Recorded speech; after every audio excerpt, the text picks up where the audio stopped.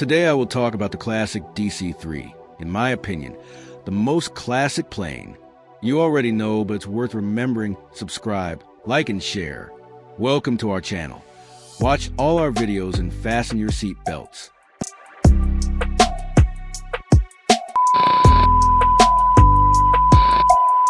At the dawn of commercial aviation, when flying was still a luxury for a few and a challenge for many, an aircraft was born that would forever transform air travel. It's named Douglas DC-3. Launched in 1935, the DC-3 was more than just an airplane.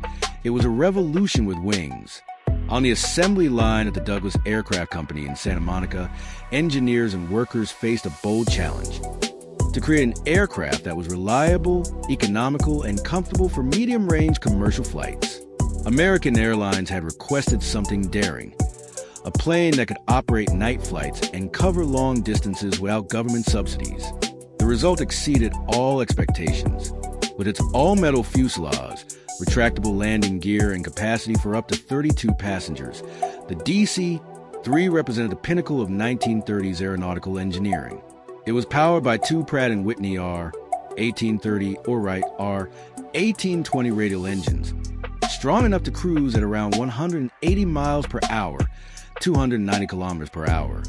But its greatest virtue wasn't just in the numbers, it was in its reliability. While many aircraft at the time required frequent maintenance and faced constant mechanical problems, the DC-3 proved tireless, capable of taking off and landing on short runways, operating in harsh conditions, and handling long flights with low operating costs. It quickly became the favorite of airlines. Its interior comfort also impressed: padded seats, good soundproofing, and even more refined onboard service. In the 1940s, with the outbreak of World War II, the DC-3 was called to serve in a new role. Renamed C-47 Skytram by the U.S. military, it became an airborne workhorse. It transported troops, cargo, light vehicles, and even paratroopers during dangerous missions.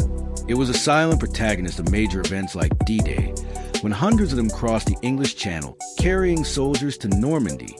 Many pilots risked their lives fully trusting the rugged aircraft, and it rarely let them down. The DC-3's versatility was astonishing, adapted for various uses.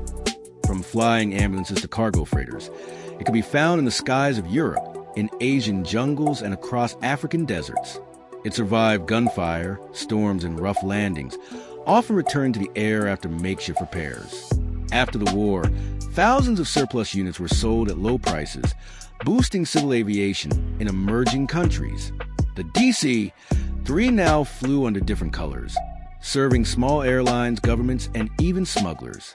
Its fame only grew. In remote regions like the Amazon or Alaska, it became a vital link between communities and cities. In Brazil, it was no different. Affectionately known as a Dakota or Freighter of Hope, the DC-3 connected towns where roads didn't even exist. It flew from Sao Paulo to Manaus, from Belém to Campo Grande, always carrying passengers, mail, supplies, and stories. Stories of love, longing, adventure, and sometimes tragedy. Commander Ernesto, a veteran of the Brazilian Air Force, flew more than 4,000 hours in a DC-3. He used to say flying was like driving a winged truck with a soul of its own. Once, during a cargo flight over the interior of Para, he faced a tropical storm that would have grounded any modern aircraft. But the old Dakota danced with the clouds and landed as if nothing had happened, he recalled proudly. Over the decades, more modern, faster, and more technologically advanced planes emerged. But few matched the longevity of the DC-3. Even today, in some remote parts of the world, it still flies, reconditioned, upgraded, modernized, yet faithful to its original design. A near miraculous feat of engineering. The DC-3 is more than just a machine. It is living memory. It embodies an era when fly was a conquest, not a routine. It didn't just carry people. It brought progress, connected cultures, saved lives. And above all, it proved that a good design can defy time.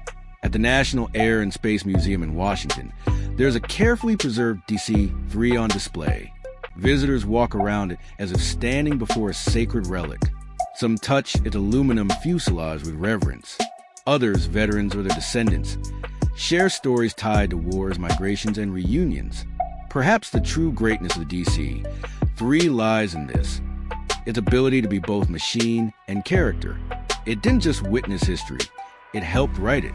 And as long as there are skies to fly, there will be room for the legend of the DC-3 to keep soaring, even if only in the hearts of those who love aviation.